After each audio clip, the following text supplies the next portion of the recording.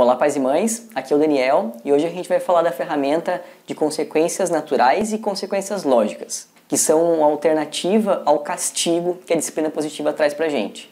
Bom, a gente já comentou aqui sobre o castigo e sobre a punição física também, do quanto elas até funcionam, elas cessam o mau comportamento de imediato, mas que elas funcionam no curto prazo e pelos motivos errados. Então a criança ela aprende a não repetir o comportamento por medo e não porque ela refletiu e entendeu ali as consequências dos seus atos, as consequências do seu erro.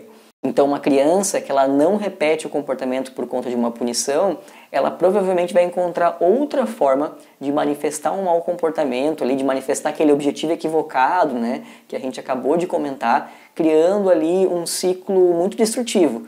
Porque quanto mais ele manifesta esse comportamento de outra forma, os pais tendem a aplicar um castigo ainda mais severo. E chega um momento que a gente esgota ali os leques de castigo que a gente tem, acaba até se sentindo mal. Um outro ponto que a disciplina positiva traz sobre isso é que esse cenário ele tende a piorar na adolescência. Então, quando a gente ainda tem um controle, uma influência muito forte sobre os nossos filhos, é aquilo que a gente comentou, no curto prazo o castigo e a punição elas funcionam. Conforme essa criança vai crescendo, ela vai tendo contato com o ego dela, ela vai chegando na adolescência, se ela não teve esse diálogo, não criou esse vínculo, essa confiança, que os pais vão ser receptivos e vão ajudar aí nessa construção de resolução de problemas e resolução de conflitos, na adolescência essa coisa se acentua, porque o adolescente vai buscar por independência, não vai querer o diálogo, então se a gente não construiu isso durante a infância, fica ainda mais complicado na adolescência. Então, chega a alternativa aqui da disciplina positiva, que são as consequências naturais e as consequências lógicas. Vamos começar falando das consequências naturais. Como o próprio nome diz, uma consequência natural é aquela que acontece naturalmente. Ela não precisa de uma intervenção do adulto. Então, se a criança sai na chuva e não leva o guarda-chuva, ela vai se molhar. Se ela sai sem um casaco numa noite de frio, ela vai passar frio. Se ela resolveu pular uma refeição porque ela não estava afim, porque ela estava se divertindo, brincando, ela vai ficar com fome. Ou seja, são situações onde os nossos filhos eles vão ter que passar por algum desconforto para entender as consequências naturais das decisões dele. Então, lembra que tomada de decisão, é uma das habilidades do futuro que a gente comentou, é uma habilidade de vida. E não tem como nosso filho desenvolver essa habilidade se ele não passar por esses perrengues. Então, nós como adultos, frente a uma ação, a um comportamento do nosso filho que tem uma consequência natural, o que a gente precisa fazer é só não atrapalhar e deixar a coisa acontecer. E como que você pode atrapalhar aqui? Quando você diz o clássico eu avisei, ou dá um baita sermão na criança, ou você fala e resolve o problema da criança, então dá a refeição para ela, ou busca um casaco onde ela esqueceu o casaco. Então quando acontece da gente interferir com um sermão, com um eu avisei, ou demonstrando ali que a gente estava certo e a criança estava errada, ela vai prestar atenção muito mais no sentimento de culpa, até vergonha que ela vai sentir ali por ter agido daquela maneira, do que na consequência da tomada de decisão dela em si. Então a gente tira o foco da solução e coloca o foco no problema. Bom, então você está dizendo aqui que eu vou deixar meu filho passar fome, passar frio, que ele se molhe. Sim, mas pensa que ele está fazendo isso num ambiente controlado, onde aquilo não vai ter maiores problemas e com certeza ele vai aprender sobre a tomada de decisão e sobre as consequências dessas decisões que ele toma. E muito importante aqui, aqui as ferramentas elas começam a se misturar, a gente usar mais de uma ferramenta para resolver determinada situação. Então lembra lá de um dos princípios que é o amor precisa ficar claro. Então, se o seu filho vem para você e ele reclama, por exemplo, que está com fome porque ele não comeu na hora que ele precisava comer, de novo, ao invés de utilizar lá um eu avisei, você pode falar, olha meu filho, eu entendo que você está com fome, mas eu te amo e eu tenho certeza que você consegue segurar até a nossa próxima refeição, que é daqui a 2, 3 horinhas. Então veja, você está sendo firme, você está sendo gentil e você está fazendo ele entender a consequência da tomada de decisão dele.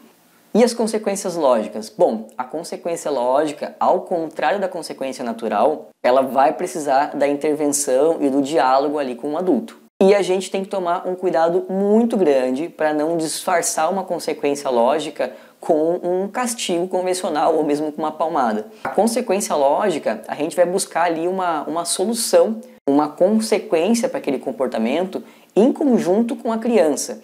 A gente vai fazer isso novamente aqui, utilizando outras ferramentas, depois de ter feito uma pausa positiva, não estando com a cabeça quente e que a gente consiga dialogar com essa criança. E é claro, né, que ela já tem idade suficiente para entender esse diálogo e construir junto. Muitas vezes ela não vai chegar numa solução sozinha, então a gente vai dar ali algumas opiniões, alguma ajuda para ela. Então, por exemplo, a criança ela foi para a escola e riscou um livro escolar, né, riscou um livro da biblioteca. Ao invés de utilizar um castigo, a gente conversa com essa criança, né, entende junto com ela o porquê que ela não pode riscar um livro da biblioteca e procura uma solução. O que poderia ser uma solução nesse caso? Seria ela, se ela tiver mesada, por exemplo, ela pode dividir a mesada dela em X vezes lá e pagar um novo livro para a biblioteca. Ela pode, por exemplo, prestar um serviço comunitário ali para a biblioteca que compense esse livro que ela rasgou, esse livro que ela rabiscou. O que é importante dentro da consequência lógica? É você utilizar aqui os 4 R's da consequência lógica, para a gente não cair num castigo disfarçado. Então essa consequência que você vai construir junto com o seu filho, ela precisa ser relacionada, então tem que ter uma relação, né, com aquilo que aconteceu. Por exemplo, agora o livro que a gente citou, né, ambas as soluções que a gente chegou têm relação com a biblioteca e com aquilo que foi danificado. Ela precisa ser respeitosa, então a gente não está provocando uma humilhação para a criança, né? A gente está fazendo algo que é respeitoso, ela vai ali usar do tempo dela, vai usar da mesada dela para consertar uma atitude que ela fez. Precisa ser razoável, então não é porque ela arriscou o livro que ela vai ter que comprar ali uma caixa de livros e vai ter que ficar meses sem a mesada dela, né? Ou que ela vai ter que fazer durante o ano inteiro uma ação voluntária dentro da biblioteca.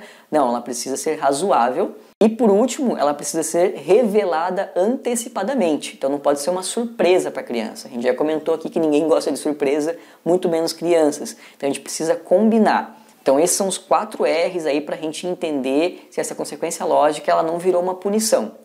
Além disso, a gente precisa tomar um cuidado para que isso aconteça em particular com a criança, de novo, né, para não causar humilhação, para ela não passar vergonha. Então você chama o seu filho ali em particular e conversa com ele no momento de calma. Outro ponto importante, calma. De novo, ter a participação da criança, então ela precisa participar nessa construção de entender o que ela fez, de entender o porquê que está errado e também de entender a consequência que a gente decidiu junto ali, que ela vai ter para consertar esse erro que ela cometeu. E seria ótimo aqui se você utilizasse outra ferramenta, que são escolhas limitadas. Então vocês chegarem ali, talvez a 2, 3 soluções e a criança partir para aquela qual ela sente mais à vontade. Então olha só que legal, o que a gente fez aqui nada mais é do que fazer uma resolução de conflito, né? Resolver um problema da mesma forma que a gente reagiria com qualquer outra pessoa que a gente respeita, por exemplo, no ambiente de trabalho. Então as consequências lógicas, quando a gente senta com a criança, discute o que aconteceu, né? Estando fora de um momento de raiva,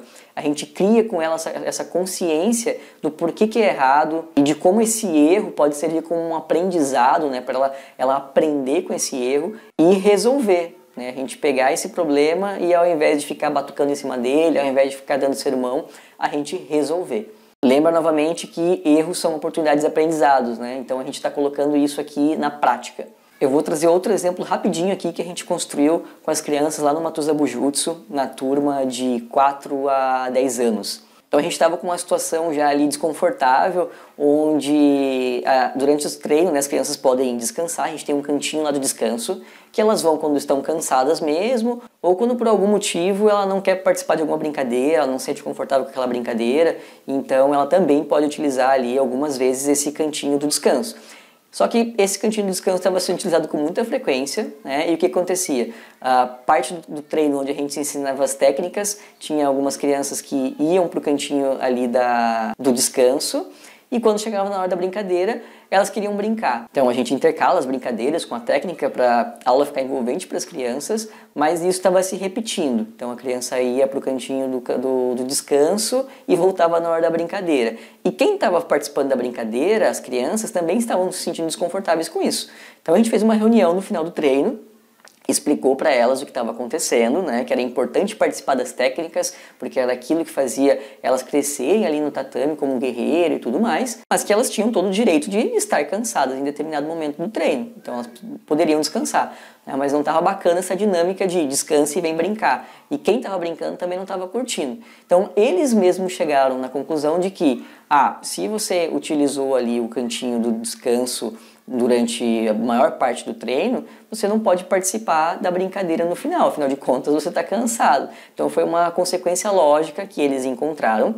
Eu intervi muito pouco na construção dessa consequência lógica, né? O único ponto que eu coloquei para eles é que talvez tinha que os amigos avisarem, né, essa criança que está descansando, lembrarem ela que se ela ficasse por muito tempo ali, ela não poderia participar da brincadeira. Afinal, às vezes ela poderia esquecer e tudo mais. Então, eles se resolveram e esse problema que a gente tinha na aula não aconteceu mais. Então era isso, pessoal. Essas duas ferramentas, elas são complexas de aplicar na prática, tá? A gente tem que atuar ali como um mediador mesmo, mas passar a palavra, né? Ouvir e passar a palavra para a criança e tentar construir junto com ela essas consequências lógicas. E aqui, de novo, né? É uma grande oportunidade que a gente tem de aprendizado, de troca, de transformar erros em oportunidades de aprendizado, né? Como é uma das bases da disciplina positiva. Então é uma ferramenta super importante. Bom, a gente sabe que essa é uma ferramenta complicada de colocar na prática, ela tem os seus desafios, então a gente gostaria muito de ouvir de vocês aí, que exemplos que vocês têm de ações, de algum comportamento das crianças que vocês gostariam de aplicar consequências lógicas naturais e talvez tenham ficado com dúvida aí. Manda pra gente, vamos construir junto. Um abraço e até a próxima.